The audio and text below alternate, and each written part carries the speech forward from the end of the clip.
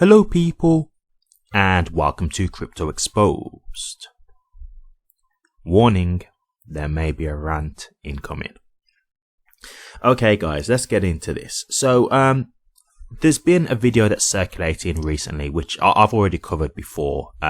Shout out to Crypto Eddie. She was the person who originally put this up, so I'm not gonna act like I was the person who found it. I wasn't, but I've covered the topic. And this is in regards to David Schwartz's interview where he said that banks will never be Ripple's success story.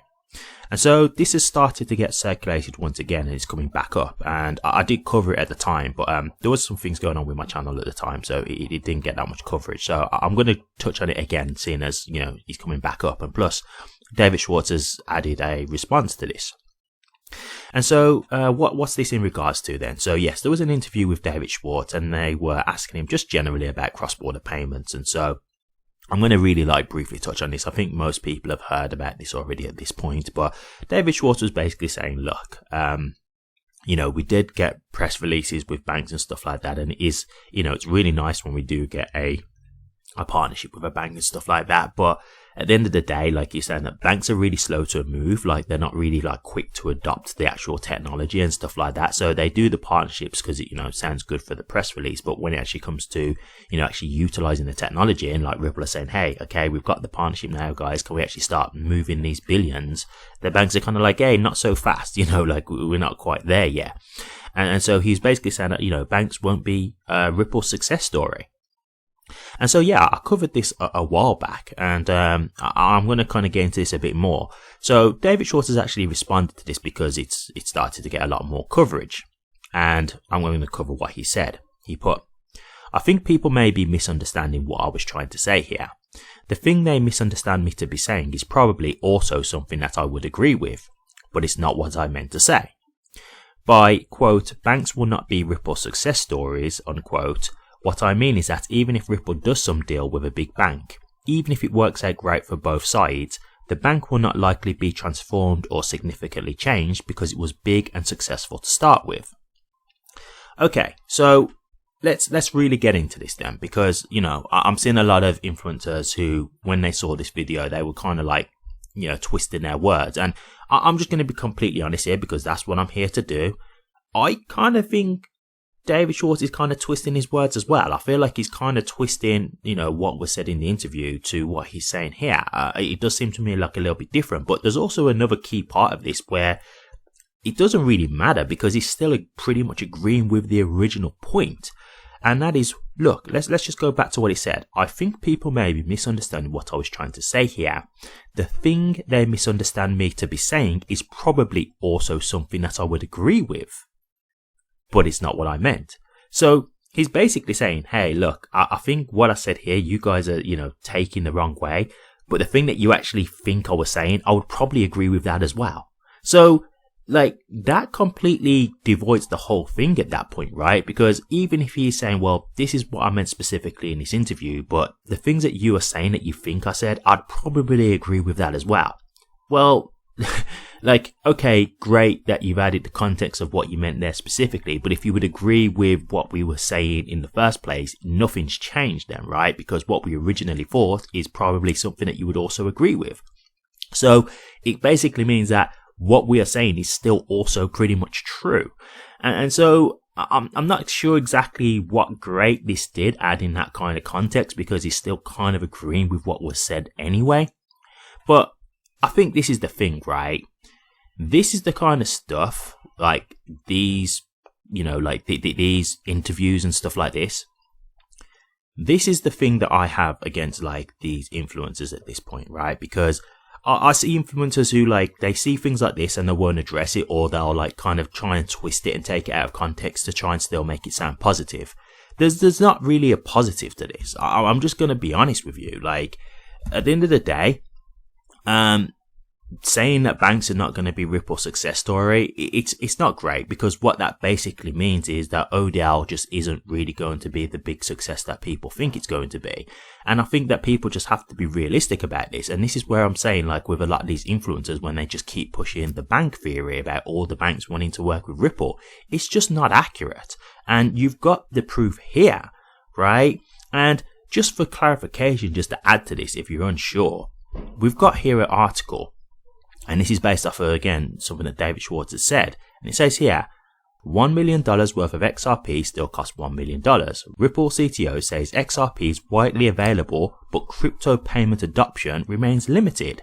So in this, basically, he's replying to someone talking about, you know, again, ODL and stuff and XRP not being this massive success. And what he says is, look, like, at the end of the day, crypto adoption just isn't that high for payments. And he's saying, you know, that's not specific to XRP. That's just crypto in general. So he's saying, look, like, you may be angry about this because of XRP, but it's crypto as a whole. There's not like another crypto out there that's doing more successful than XRP at being used for payments. Like, this is just generally how it is right now, which is fine. That's completely fair, and I agree with that.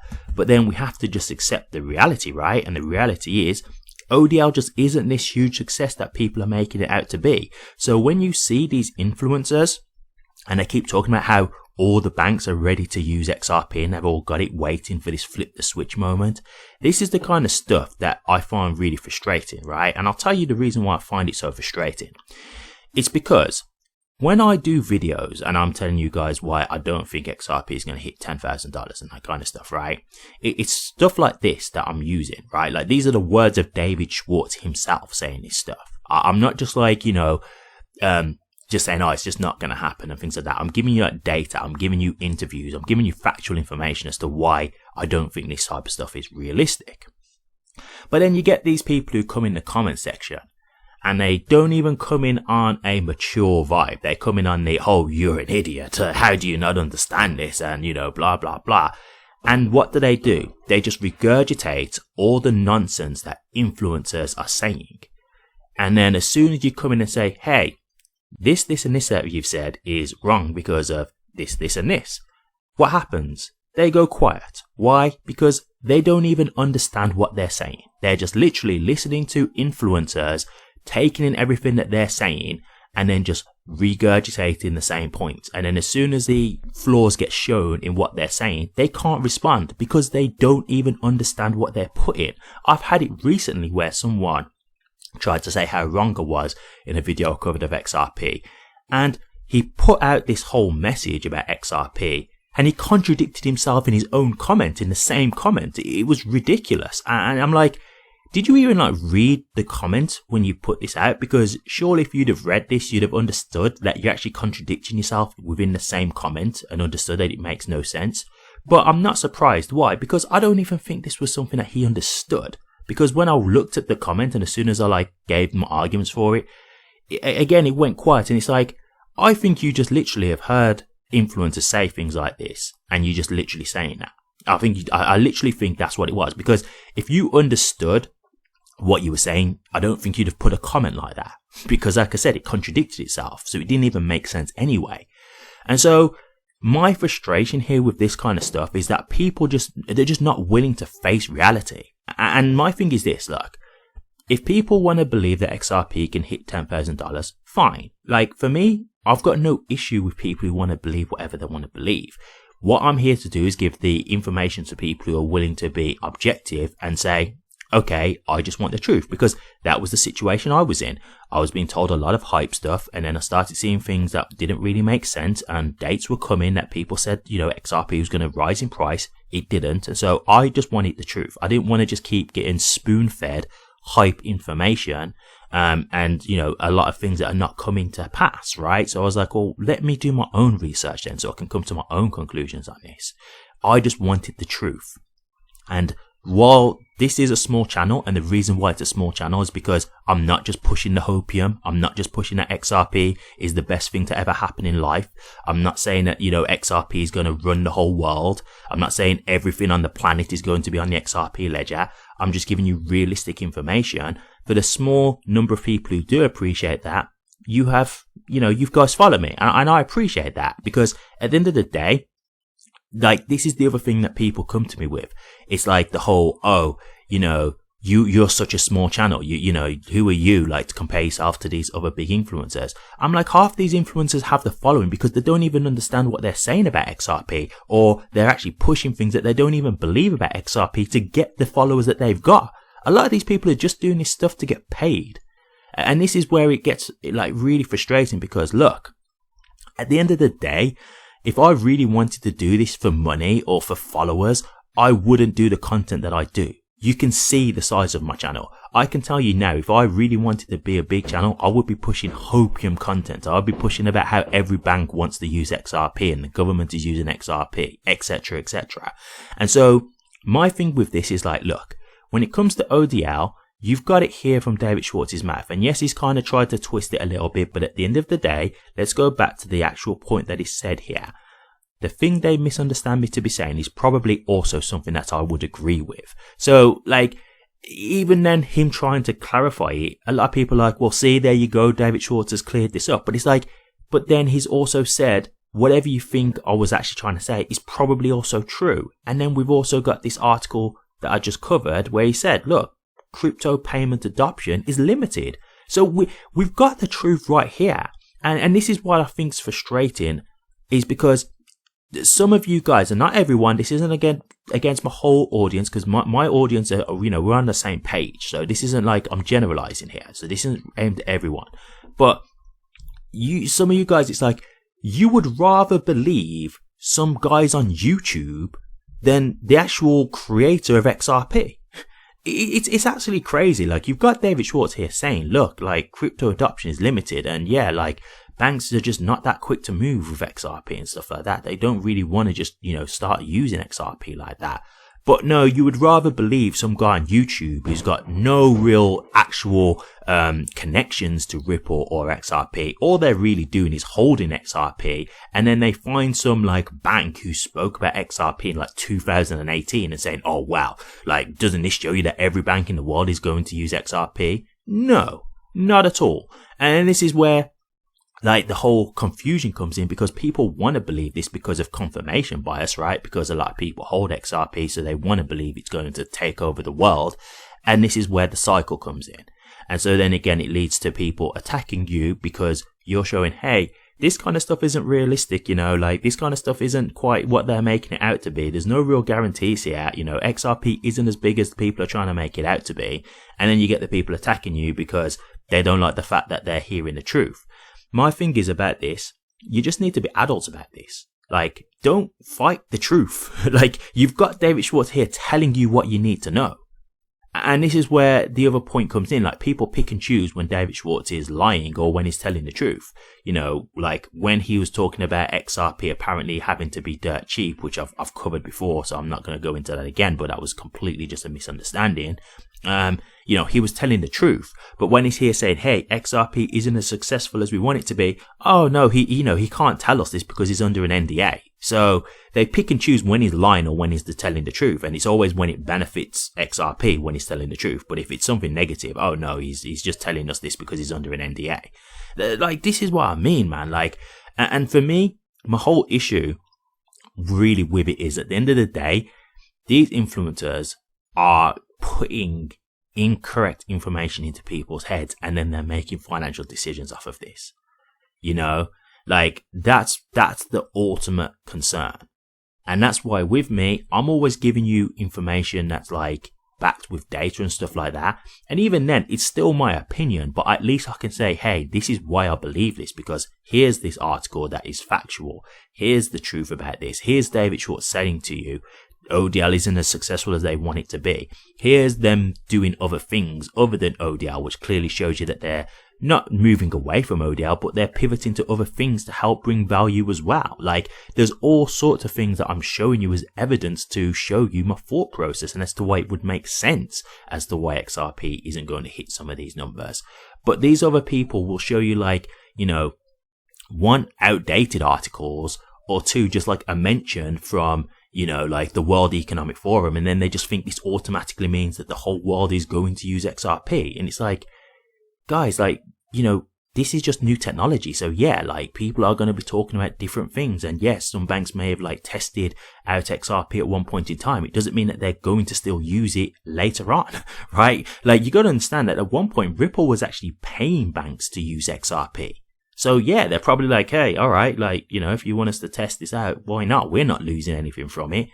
We could actually make money from it. So it's like, they're making out like this is this huge thing, which I'm not saying is necessarily like, it's not a good thing. It is, because obviously if they like the technology and whatnot, then they could adopt it, but it doesn't guarantee that that's what's going to happen. And we can see that, right? Like at the moment, Ripple have like 300 or 400 partnerships, which is good, but it's not the whole banking system using XRP, right? You know, like Swift is made up of what, like 11,000 banks? You don't see 11,000 banks working with Ripple right now. You don't see 1,000 banks working with Ripple.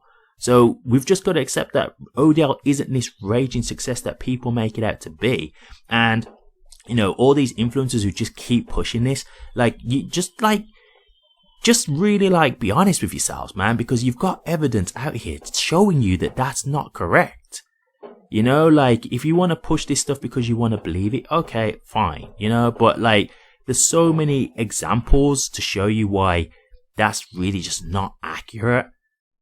And look, I know I'm going to get a ton of hate for this video. People are going to tell me I'm a hater, even though I hold XRP, and people are going to tell me how I should just sell my XRP. No, I'll say it when I want to. Just because I can be objective about XRP doesn't mean I hate XRP. I can just be truthful about it at the end of the day. And I think we all should be like that. Again, we should be able to accept flaws in a crypto token. And if you can't accept flaws, if you really can't accept anything negative being said about XRP, then at the end of the day, it's only gonna end up bad for you. It's only gonna end up bad for you, because at the end of the day, like, if something negative happens and people are saying, hey, this is not good, this could be a real problem, you guys are just gonna ignore it. Or, you know, you guys could miss bull runs and things like that because of information that you believe to be correct, which is probably not accurate.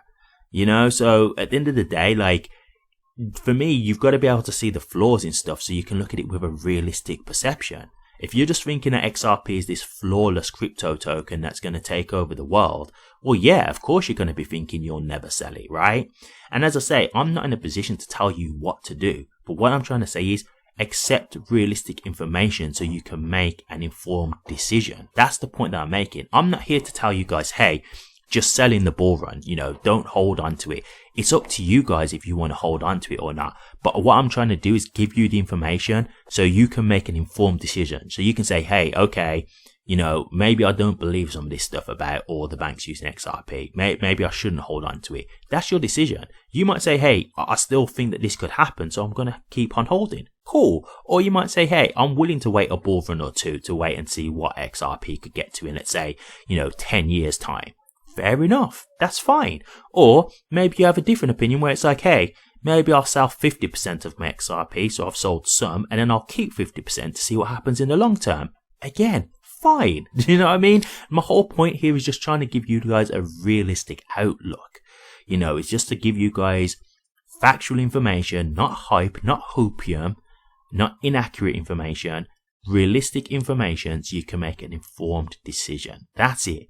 That's all it is. So at the end of the day, guys, when it comes to this, I respect David Schwartz for replying to it, but to me, it does seem like he's kind of like twisting his words a bit, because the way it sounds to me is he's trying to cover it up. But even then, he said, like, what you think I'm saying, I would probably also agree with. So what's changed? He still agreed with it anyway. So if influencers are trying to turn this into like some kind of positive or whatever, there's not really a positive here. But the one thing that I will say is you've not got to be relying solely on ODL for XRP to gain value. That's the thing. Like, at the end of the day, this isn't like it's just end of the world, doom and gloom, because at the end of the day, there's other things that can bring value to XRP. And it's not even necessarily just Ripple as well. Like, yes, Ripple are definitely helping with things that they're looking into, but there's other developers as well. So you shouldn't just be focusing solely on Ripple anyway. So, there could be other developers who could make this incredible use case for XRP other than it being used as a bridge currency. There's other things that could happen that could bring value to XRP, right? And to me, the more diverse it is, the better, because at the end of the day, this is the problem. Like, everybody is basing XRP's value on ODL. And the problem with that is, if it fails, then what do you think, right? That's what I mean. For a lot of people, if ODL fails, they'll just feel like that's it, it's game over. Because, ODL was the main thing that they was basing it on, right? All the banks using XRP.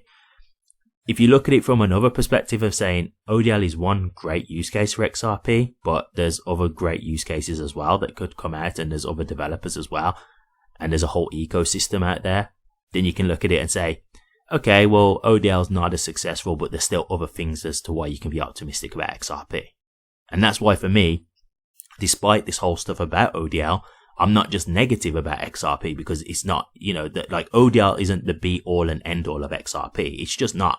It's one use case, and it is a great use case, but it's not the only use case.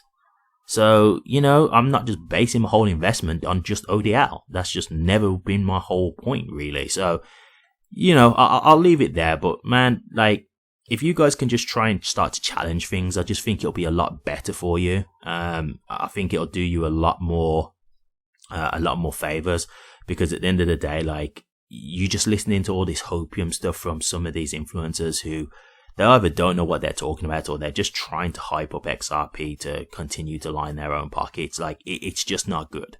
It's not good. And I see it in my comment section a lot, and I just think it's going to lead to a lot of people ending up on a bad path, And so, yes, I am going to continue to like cover this kind of stuff. And yes, I will continue to cover influencers as well, because at the end of the day, I like to give a balanced perspective to things if I think people are pushing things that are inaccurate. That's the reason why I started this channel. And so for the small following I do have, I genuinely appreciate that. Like, I genuinely appreciate that you guys do appreciate me showing you the truth, showing you accurate information. And so I'll continue to do that for them, whether I become a big channel or not. That's fine. But as long as I know I can say that I'm doing my best to give you guys the truth, that's all that matters to me. So that's what I'm going to continue to do. Okay, I'll leave it there. Thank you very much for watching this. Please remember to like, comment, and subscribe. And hit that bell. Take care.